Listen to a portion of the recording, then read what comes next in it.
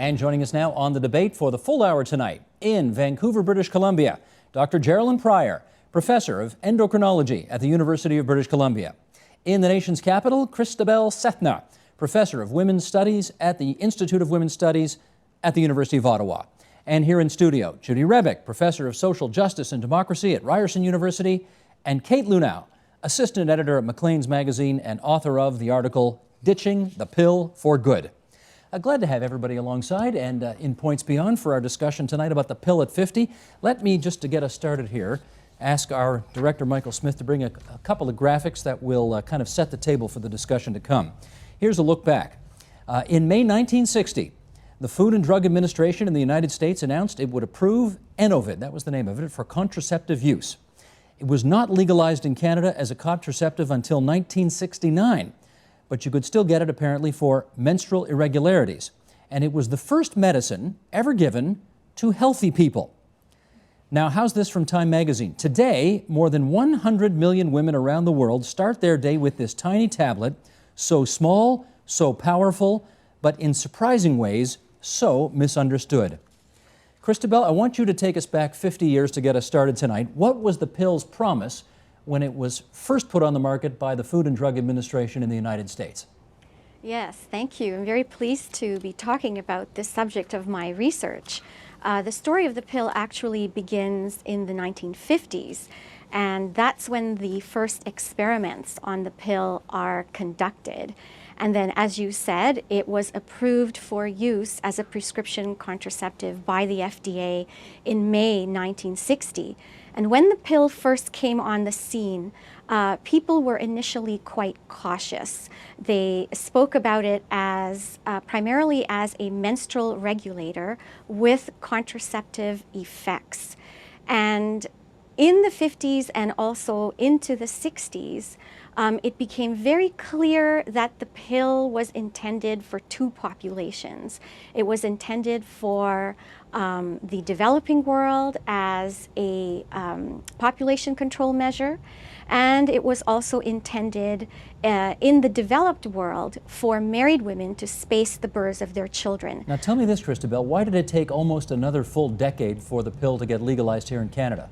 Okay, that's another very long story, It's an hour show, Christabel, so just do your best, okay? Okay, it's a very long story, and that has a lot to do with the fact that there were many attempts to legalize contraception throughout the 60s because Canada's laws around birth control were seen as increasingly archaic, especially because the pill was available on doctors' prescription. So it was up to doctors to decide this. And then there was this groundswell of opinion from politicians, from doctors, from lay people, from students in universities, from women's groups who demanded that the criminal code be reformed. And in effect, that is what happened in 1969.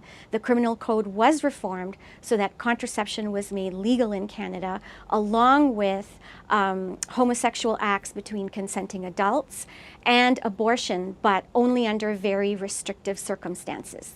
Okay, Judy, let's send the next question your way. How easy or difficult was it to get the pill back then as a single woman?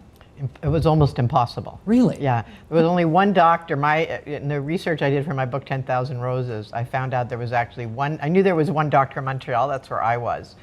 And you had to find out who it was. And your researcher said to me, oh, well, then everybody knew. But you have to understand, in those days, we didn't communicate about sex the way we do now, not even about reproduction. So, no, not everybody knew. And you couldn't get the pill, basically.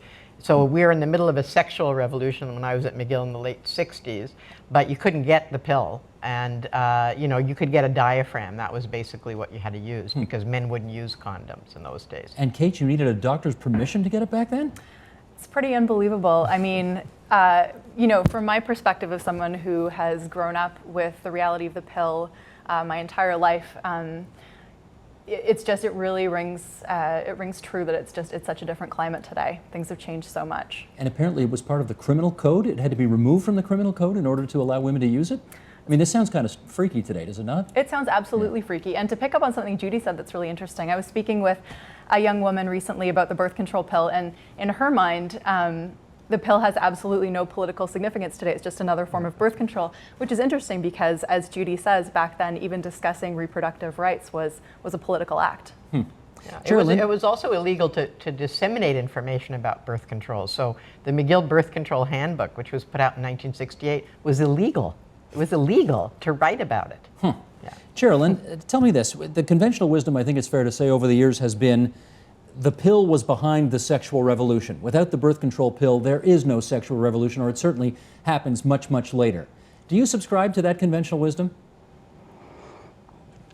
I think a lot of things were changing around the same time as the pill became available.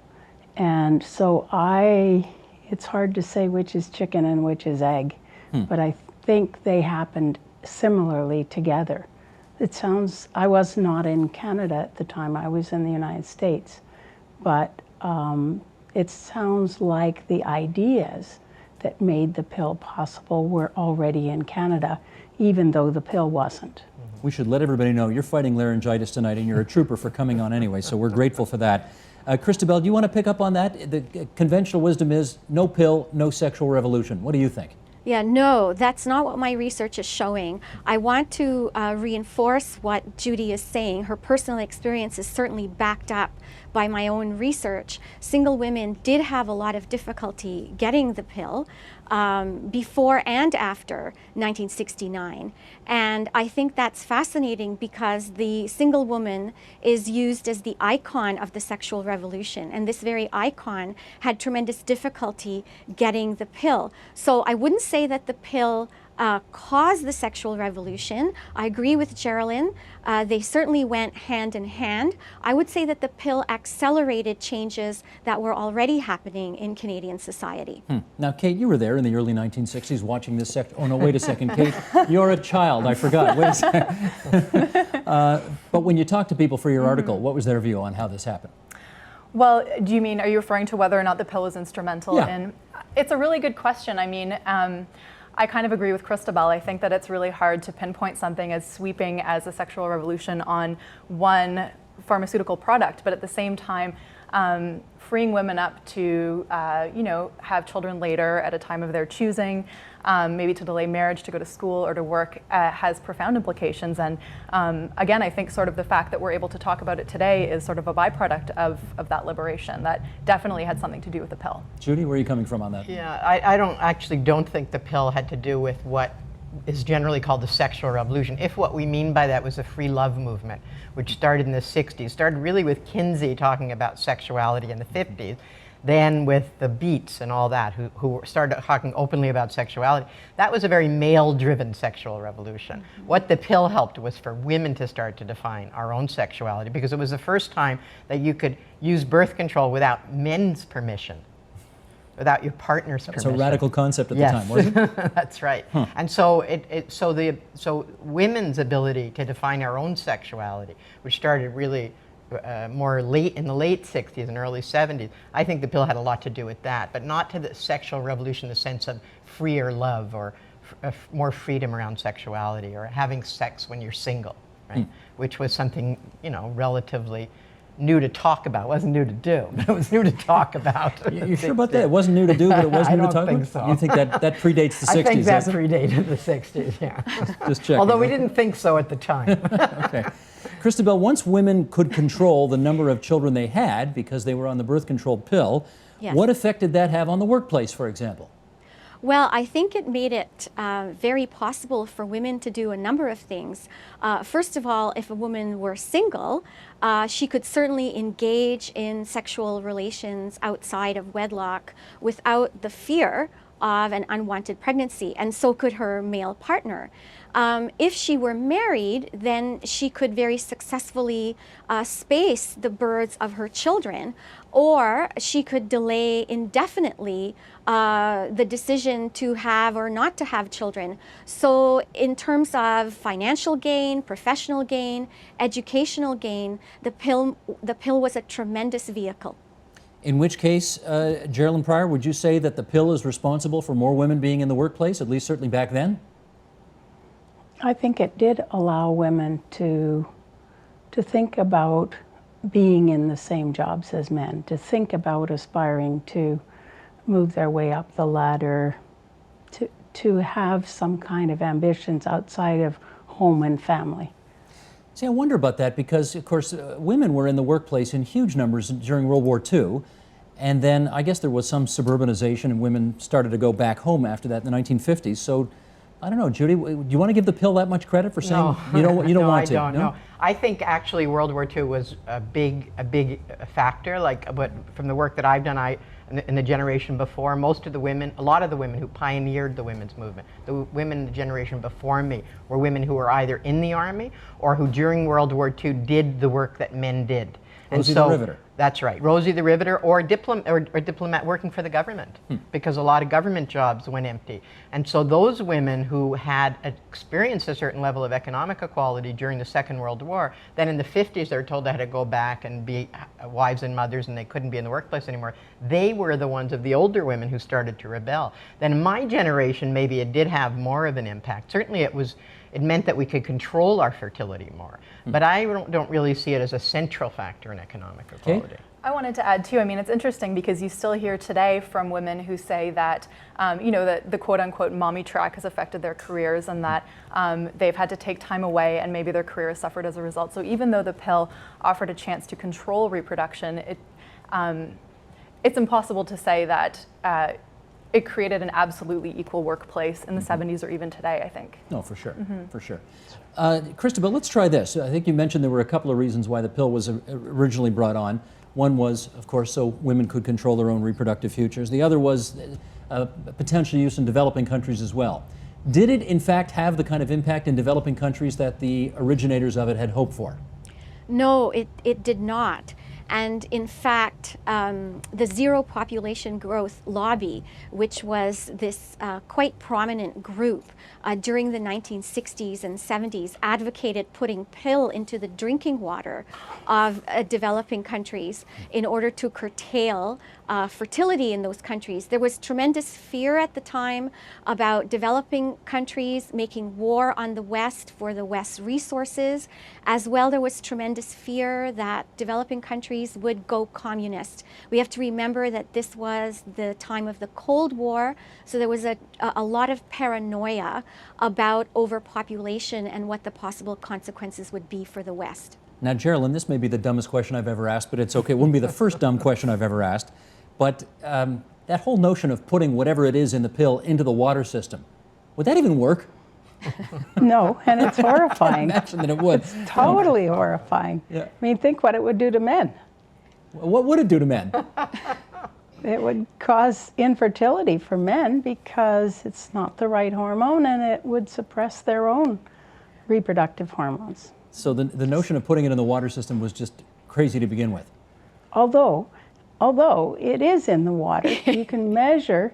I mean, I can remember scientists in London saying that they couldn't use Thames water for blanks in their experiments because it had so many hormones in it. And the hormones came from where? Women peeing. Oh, all right. Okay, gotcha. Gotcha. Kate. I just wanted to add, there's been some really interesting research from the University of Ottawa, for example, showing that estrogen in the water system, again, that's passed through either from the birth control or even from our own bodies, can actually change the gender of male frogs to female, for example. And I know when that came out a couple years ago, that was, it really affected a lot of people that I spoke with who were quite horrified to learn that, that could be the case, especially with the environment being such a big concern today for a lot of people. Okay, I can see people at home who at the moment were just sort of barely hanging in there for our discussion. Suddenly their ears have perked up right now all of a sudden after that. Steve, could I add something? Please do. Yes, I just wanted to say that inadvertently the goal of the Zero Population Growth Lobby has been achieved precisely because of the excretion of pill matter in the urine of the millions and millions of women around the world who are taking the pill. And this has actually led to a push for green birth control. So some of the young women are going off the pill because they want to be more environmentally conscious. What do you think of that? What do I think of that? Yeah. I think that whatever works for a young woman who does not want to encounter an unwanted pregnancy works for me. I have no objection to whatever it is that they try. Judy, you're a green feminist. How would you regard this? Oh yeah, I mean, I think we're in favor of choice, reproductive choice. So that means women should be able to choose what kind of reproduction they use. I mean, I went off the pill when I was 32 because it bothered me. I just didn't like it. I didn't like the way it made my body feel. So I would never ask anybody on the program tonight if they're on it or when they went. But since you've opened the door, I'm gonna charge through. Yeah. How old were you when you first went on it? I was like in my late 20s. Yeah. Late 20s. Yeah. And I went on it when I had a regular, you know, someone I was living with, and I didn't want to have kids. And before that, I just used birth control whenever, you know. I needed it, but I didn't want to go on the pill. Because even then, we kind of knew that it was, you know, it was a drug, right? It was something you're putting in your body that wasn't supposed to be there. So even then, well, we didn't have the conscious of women's health that we have now, but still, and it bothered me. Like, I could tell the difference if I was on it or not on it. So you knew it was changing something in your body. And I personally didn't like it. So, and other women I knew didn't like it either. So, I think, you know, the most important difference now is that women have access to the information that we never had. And so that's where the power comes from, much more than the technology itself, I think. I'm going to take a shot here and ask the endocrinologist if she wants to fess up on this one too. I would be happy to. Okay, go ahead. I was a medical student in Oregon in 1967 and was getting married at the end of the summer, and like a responsible person who wanted to finish my medical school, I was 2 years through at that point, I went to the local Planned Parenthood to get help for contraception and was given a sample, as was and still is common, and started taking it, nice warm Portland summer, and blew up like a balloon, got migraine headaches for the first time, felt more miserable in every way than I've ever felt since, and lasted about 5 days. I mean, I wouldn't have lasted that long if I weren't desperate. And so what was interesting was that pill was a peculiar beast because it was estrogen only for the first part of the pill cycle, and then progestin. And so that was high dose, 100 microgram estrogen. And my body's reaction to it probably colored my encounter with the estrogen myth for the rest of my life, and probably led to my being the women's reproductive endocrinologist that I am. Okay, a few follow-ups here. Did anybody tell you when you first took that the side effects you just described were a possibility? No. Because they didn't know? Nobody was talking about it. They didn't know. And what's interesting is this was man's gift to woman, right? It was going to help them, but it was for women. It was the way it was framed. But it wasn't possible to admit that there were serious side effects with it, which is what led Barbara Seaman later and many other women on the campaign to put these package inserts to fairly warn people. And once you experienced those side effects, was that it for you? Did you go off it? Oh yeah. It would have been life-threatening if I'd stayed on it. I mean, had you heard about those kind of side effects with other people as well? No, at that point I hadn't. I was early in my medical school career. I hadn't interacted with patients yet. So I was totally naive. My mother, of course, never used it, and I was too busy studying to chat with, you know, other women about stuff like that. So, Christabel, how typical of that experience? How typical would Jerilyn's experience have been at the time? Well, I didn't catch the year in which she started the pill. 1967. 67, yeah. Yeah. So and it was sequence. That's right. So that was the era in which the dosages were very, very high. And it took a while to bring them down. And certainly a number of women were experiencing what the pharmaceutical companies and the doctors tended to call nuisance effects, which could be anything from weight gain to severe migraines. And then there were also fatal effects. There were strokes, and there were blood clots, and there were deaths. And Jerilyn's absolutely correct. Barbara Seaman did tremendous work by introducing what medical doctors had access to She put this together in a book called The Doctor's Case Against the Pill. And this caused a firestorm of controversy because many women then said, yes, I have been experiencing these terrible side effects as well. And women went off the pill in droves. Pharmaceutical companies had to respond. They tinkered with the dosages, and then women eventually returned to the pill sometime in the mid-70s. Now, Jerilynn, did you want to follow up on that? Yeah, I just wanted to say that the fluid retention that I had was so significant. I guess I was a bit of a scientist even then, so I begged one of the interns that was a friend of mine to give me a water pill. So I, being cautious, took half a water pill, but I weighed myself first. And when I finally stopped peeing, I was 9 pounds lighter. Wow. Oh my gosh. Wow. Now actually, it's interesting, Jerilynn, help me with the chronology on this, because if memory serves, you know, thalidomide was around the same time. And if there were stories of deaths and of the kinds of things we've just heard from Christabel happening at this time, and yet, you know, thalidomide was a terrible tragedy, how did the pill make a comeback given all of these horror stories that were going around?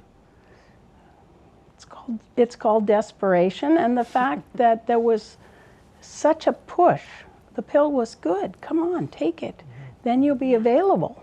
You know, that kind of a message. You have to be responsible. You have to take the pill so you're always available.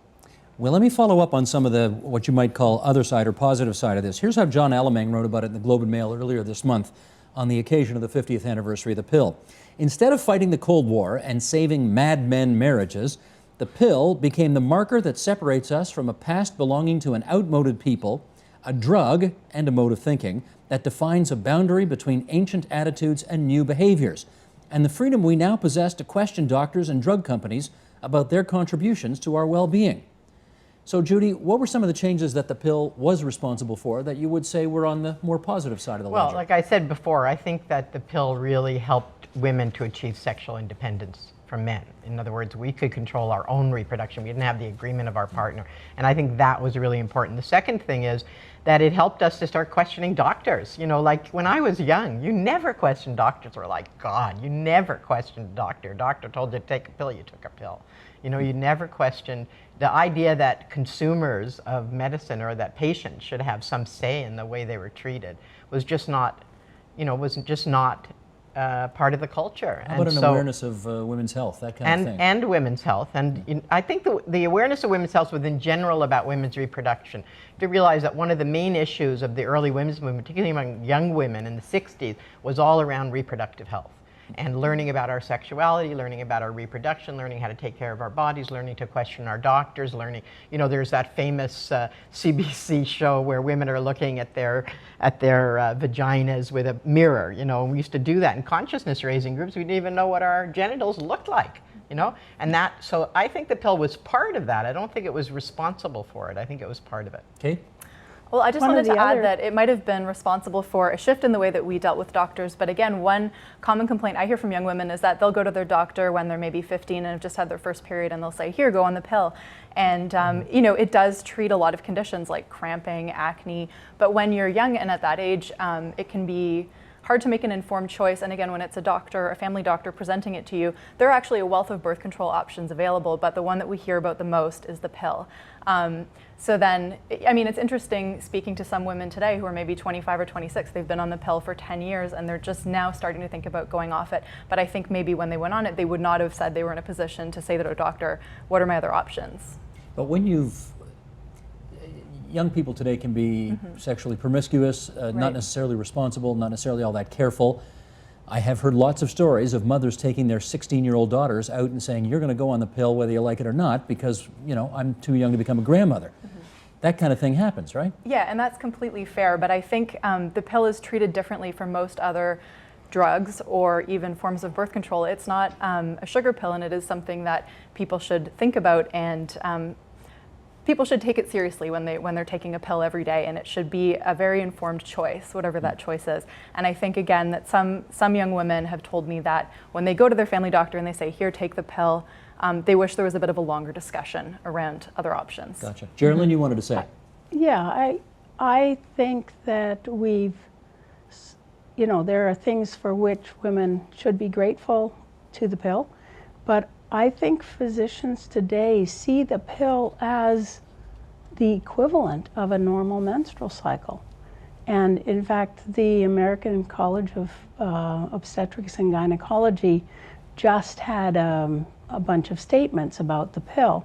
And in that, one of the physicians called it a marvelous cycle regulator. But it doesn't regulate, it only suppresses.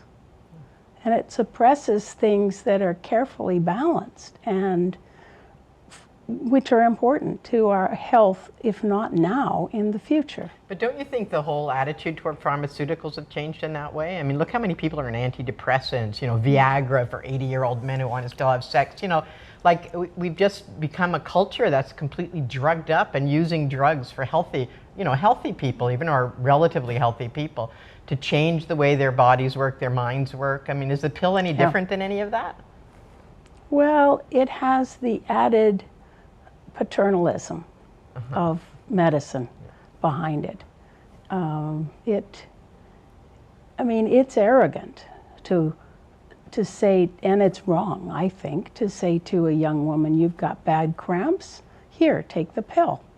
Well, we have over-the-counter effective medicine for cramps that don't interfere with her own cycle, that don't cause side effects, that allow her own reproductive system to grow and develop as it should. And so putting a teen on the pill has probable consequences that we haven't even thought about. Christabel, could you follow up on that? If let's say, that story I gave a moment ago where you're a 16-year-old and your mother takes you off to get you put on the pill, and then, down the road, after you've been on the pill for 15 or 20 years and you want to start to have children, what are the implications of that decision that got made when you were 16? Well, I'm not a medical doctor, so I am being very cautious about what I'm about to say. There are studies that show that, in fact, long-term use of the pill may have a protective effect in terms of certain reproductive cancers. And I'm hoping that Jerilynn will jump in on this conversation to confirm or deny what these studies are saying. There are also studies that are a bit vague about the relationship between long-term use of the pill and breast cancer. What I do want to say is that the typical pattern is that young women use the pill because it's worth it to them to take the pill rather than risk an unwanted pregnancy. And then once the women are involved in a stable couple relationship, the man may take responsibility for birth control. And once they complete their family, one in the couple gets sterilized. So I look at the pill as almost a rite of passage. And I say rite, R-I-T-E and R-I-G-H-T, for young women. But I also agree with Jerilynn in that easy access to the pill does mean that women can develop a sense of being out of touch with their bodies. Okay, let me follow up with Jerilynn in a couple of ways here. And I wasn't thinking, Jerilynn, of anything as dramatic as, say, you take the pill for 15 or 20 years and you up your chances of getting cancer. I was just thinking of take the pill for 20 years and it might be harder to get pregnant when you eventually want to. Can you follow up on both those things? Okay, yes. We really don't have data about that. We do know that if you have a woman stop the pill and have another woman stop a barrier method, that it will take about 9 months before the woman on the pill becomes pregnant, and it will take on average about 3 months for the woman stopping barrier to become pregnant. So we know there's a delay in fertility. What we don't know is, and most of the people we've studied started it in their 20s, not when they were 13. So that, I think that's an important question. So it does, And it's an added risk then, you're saying? I think so, because there's about a 12-year time that's needed for the reproductive system to get all coordinated. And for example, we know that ovulation doesn't become really secure until about 12 years after the first period. So if you interrupt, if you suppress things in the middle of that growing up period, what does that do? We don't really know. Now, Judy, let me follow up with you on something that also emerged from those last couple of answers, and that is, by taking the pill, women essentially put the onus of birth control on them. And some would argue that's not a good thing to do. Right. What do you say? Well, like I said, when the pill, you know, the different with it, when the pill first came in, it was a good thing because it meant women had control. Now, I think that, you know, for one thing, especially if you're single or if you have multiple partners, you have to use a condom for other reasons, not just for pregnancy reasons or for STDs, safe sex, yeah. So that the culture around condoms has changed totally since I was young. And so then men have to take responsibility for birth control as well. So I think that's changed. But still we have a lot of unwanted pregnancies, right? So I, you know, we've always talked about, you know, it would be good to have the male pill, but I don't really know that that would stop women from taking the pill because you can't really trust a guy necessarily to be taking it. Nice, nice. Well, it's the woman who gets pregnant, right? That's the whole point. And about men are too stupid to remember to take it every day? No, Is that the gist of it? I'm not saying that. It's just that you can't necessarily trust that the guy took it and you're going to pay the consequences. So therefore you have to protect yourself. Yeah. You know, it's not, you know, it's nothing bad about men. It's just that it's women who get pregnant. You know, that hasn't changed. Go ahead, Christabel. Yeah, thanks. What I wanted to say is that there really has been a revolutionary change over the last 50 years since the pill has come on the scene. Because prior to the pill coming on the scene, the two most popular methods of birth control, other than abstinence, were primarily male-dependent, coitus interruptus, or pulling out, as my students call it, and the condom. And then very rapidly, because of the introduction of the pill, its effectiveness, its ability to separate out sex from reproduction, it was so easy to take. It was this ultimate female-dependent contraceptive. And so I find now that 50 years later, women are considered responsible for any unwanted pregnancies. And if we think about the language that we use, I mean, certainly in the English language, we have expressions such as, you know, so how come you got yourself pregnant? Or why did you get yourself pregnant? As if somehow the male is completely written out of the picture and the female is completely responsible. That's very judgmental. Yeah, Kate, can you follow up on that? Young people you've talked to? Yeah, well, I think she makes a very interesting point. Obviously, when the pill came out 50 years ago, it was very exciting because it meant that women could sort of reclaim their reproductive cycle. But I think today there's a little bit of resentment about the fact that it seems to fall almost entirely on the woman's shoulders. There's just there's no viable male contraceptive that compares to the pill, and I know researchers are looking at different kinds. I spoke with a team, I believe they were in Seattle, looking at pills and gels and all sorts of different methods to make a male birth control pill. But I think, as Judy said, it's quite true that even if one day we find something like that, which could be 5 or 10 or 20 years away, I think as a woman, I would always feel most comfortable being in control of that myself. You're not going to trust the other guy to I make don't sure think that so. I got it. Okay, I get it. Well, Jerilynn, tell me this. I mean, unless I've missed something here, I'm not sure there's been any dramatic new development in birth control since the pill. Am I right about that? Not completely. Well, what's new? There's IUDs, there's the pill, there's condoms. Okay. There's, as Christabel's students like to describe it, pulling out. What else is there? The combined hormones used as a patch or used as a vaginal ring are new developments. Instead of taking estrogen by mouth, there's at least theoretical reasons it might be safer to use it as a patch or to use it as a vaginal ring.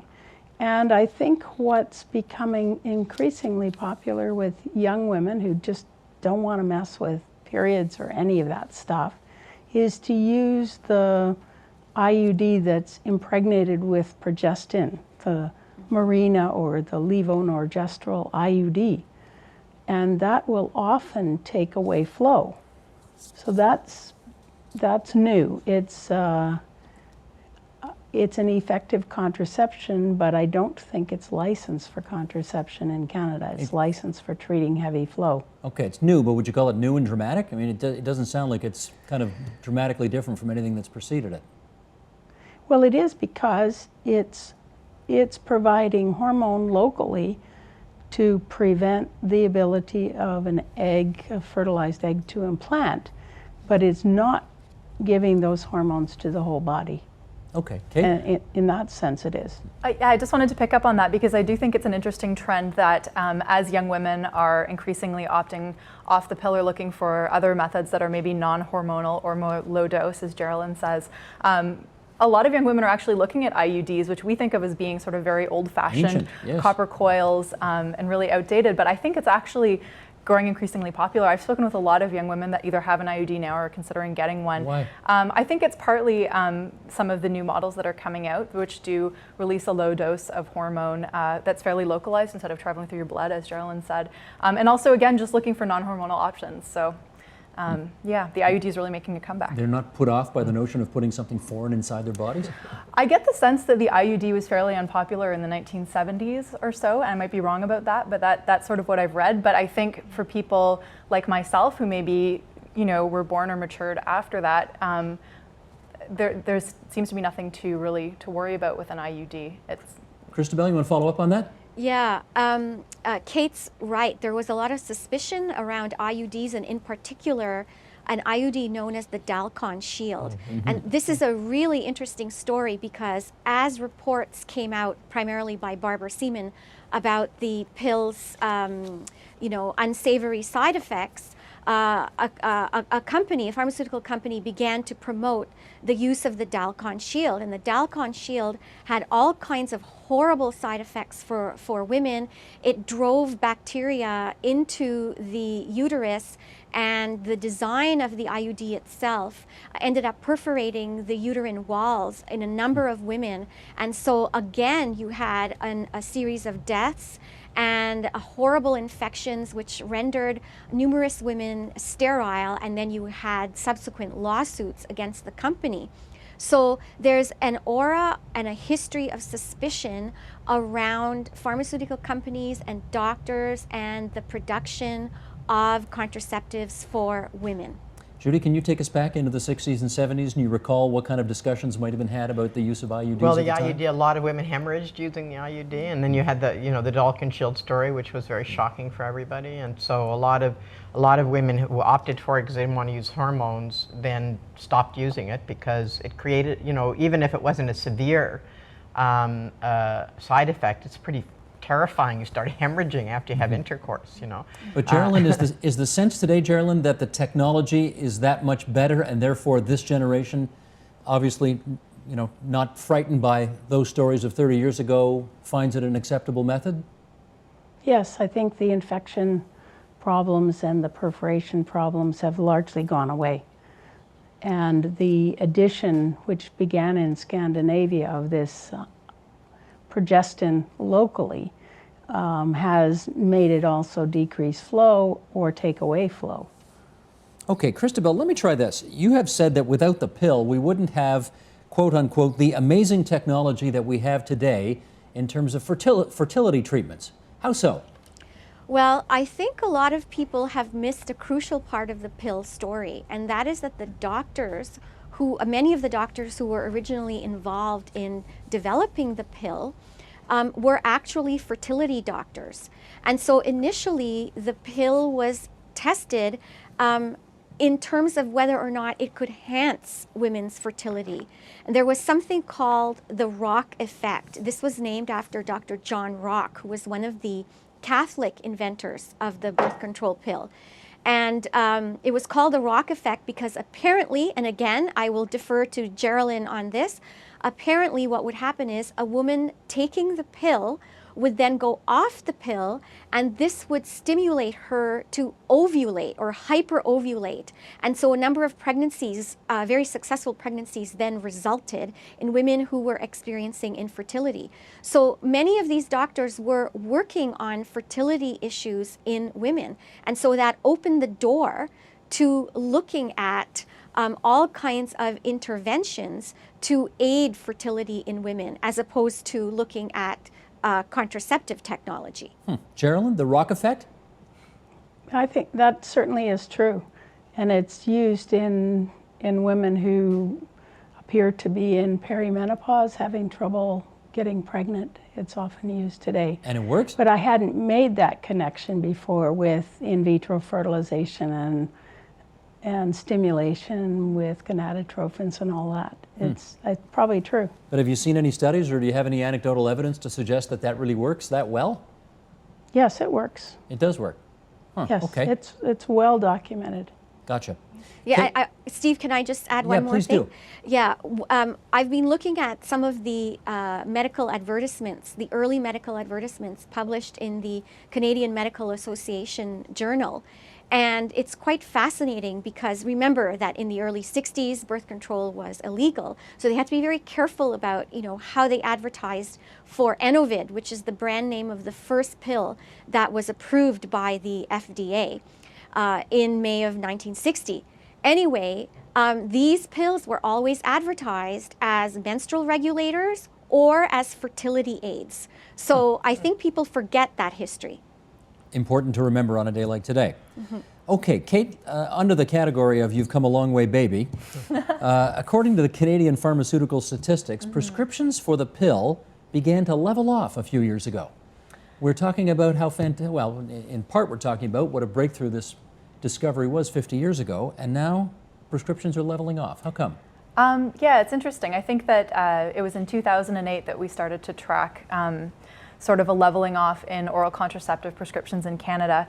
I think that many of the reasons for that are things that we've talked about today, concern about the health effects of taking hormone, the environment, issues like that. I also think that, again, as with 50 years perspective on the pill, a lot of the political impetus to take it just doesn't resonate, I think, with young people today anymore. I mean, I think most young people today, or a lot of them, are concerned about their health and the environment, and they're eating organic food, and they're doing yoga, and they're jogging 5 miles a day, and they just don't like the idea of ingesting hormones every day, so they're looking around for other options. Jerilynn, how would you answer that? I completely agree with her that I think we should put the leveling off into perspective. Some years ago, I did a population-based study and looked at women 25 to 45 who weren't yet menopausal and asked them, have you ever used the pill for 3 months or longer? And 86% of Canadian women had used the pill for 3 months or longer. And so it might be leveling off, but there's still a majority of the population that have used it for some period of time. It's still a significant option. Yeah, the average then was 6 years, and the average start age was 19. 19 was the average year. 19 years old was the average at when people started. That was, yes, I began that study in 97, 98 was when the questionnaire was collected. And I think now the average start age is significantly younger than that. But I did that study because I wanted to find out if there was a difference in the bone density. This was an osteoporosis study, the Canadian Multi-Center Osteoporosis Study, in those who'd ever used the pill versus those who hadn't. And we had the capacity to match for everything: socioeconomic status parity, education, weight, cigarette use, alcohol use, etc. And the populations who'd never or had ever used the pill were very closely matched, but bone density was lower in those who'd ever used the pill. And we still can't totally explain that, but it is a concern. And that's, I presume, another reason on your list of why the pill's not a great option. Is that right? That's correct. Okay. Let's, Christabel, let me bring you in then at this point as well. Given that, okay, it's leveling off, but given, as the numbers suggest, 86% of Canadian women have still used this at some point in their life for a relatively, brief, at least, period of time, do you have to say that the birth control revolution and the use of this thing is still, it's still with us in a pretty dramatic way, isn't it? Absolutely.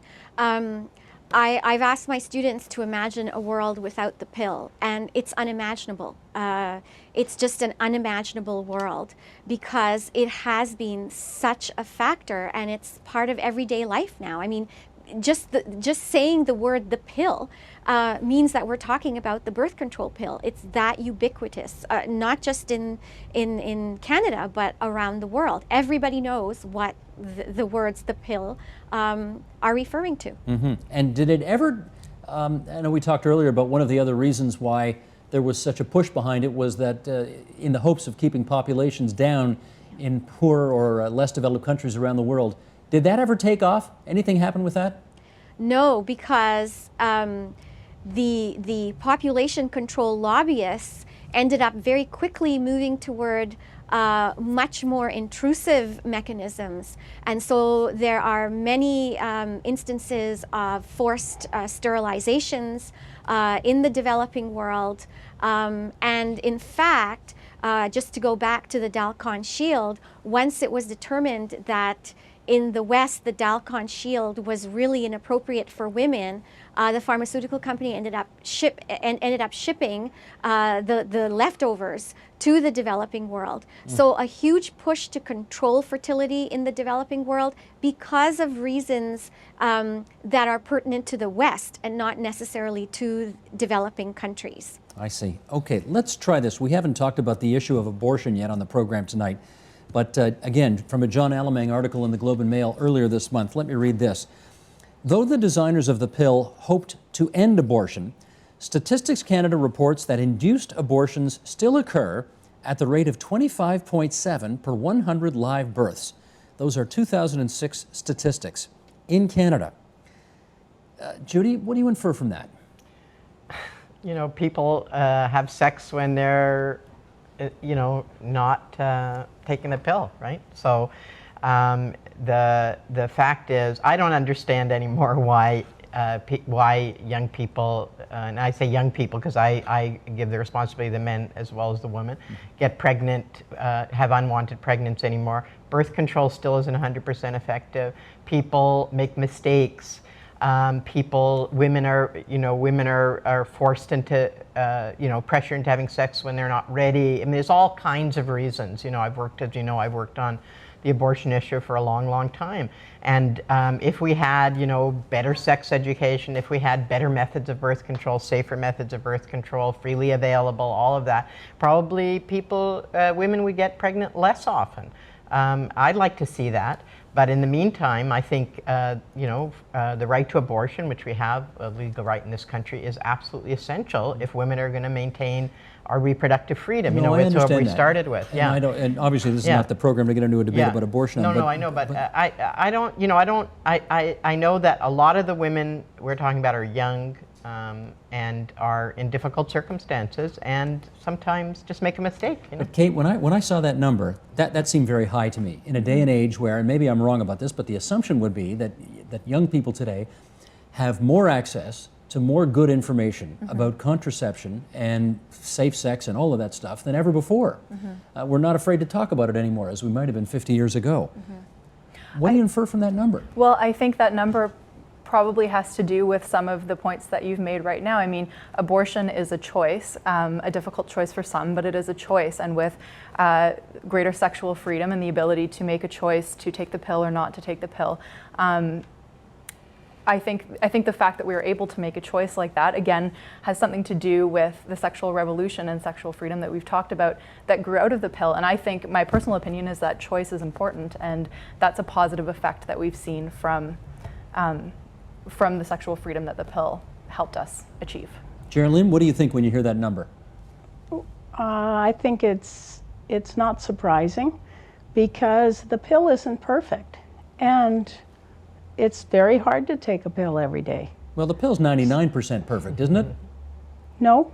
Well, the lower dose pills nowadays are, if you miss one pill or even late, you may still have the potential for getting pregnant.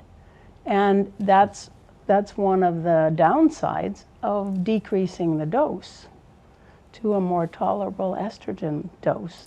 But let me just make sure I understand. If you take as directed and you're a very motivated patient, if that's the right word, user, whatever, what's the efficacy of the birth control pill?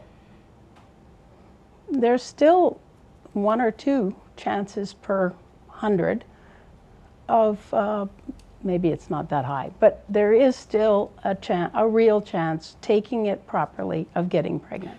Can I just And say it's one hard thing? to take Sorry. it properly. Just one thing, Pardon? is that statistic's not very helpful because it's abortions per live birth. Don't forget there's a lot of miscarriages, right? So there's a lot of pregnancies that miscarry as well. And so it's not a very useful statistic. The fact is that since we've had legal abortion in this country, the rate of abortion has gone down, right? And it's gone down considerably. So, I mean, it's not, we haven't eliminated it, but it's not, I don't find abortions per live birth a very useful statistic myself. Okay, we've got about a minute and a half, Christabel, and let me give it to you to answer this. Knowing how much things did change after the pill was approved, what would the world be like, or what would the world have been like, had it not been invented? Well, on the one hand, I could say that probably something else would have been invented. Perhaps not as effective as the pill, but no doubt the doctors were working on some kind of a hormonal compound regardless. But I will say that without the pill, we may not have seen the kind of rapid advances that women made in the 60s, the 70s, and the 80s. And I certainly don't want to go back to a world where you not only not had the pill, but you were also dealing with a world in which abortion and contraception and even homosexuality between consenting adults they were all illegal. And I feel that it's impossible to separate out sex education, good sex education, from contraception, from abortion. And this is why I was so distressed by the Harper government's decision not to fund abortion as part of the G8 maternal health initiative. We cannot separate these 3 items out from each other and act as though they're independent of each other. They're completely interdependent. That, however, is definitely a different subject for a different show, because we're out of time. Can I thank Christabel Story for being there on the line for us from Ottawa, our nation's capital, the Institute of Women's Studies at the University of Ottawa, Dr. Jerilynn Prior from Vancouver, British Columbia, the professor of endocrinology at UBC. I'm grateful to both of you for being on the line tonight for us in Points Beyond. Judy Rebick, social justice and democracy prof at Ryerson University. Kate Lunau, assistant editor, Maclean's magazine. My thanks to you too as well.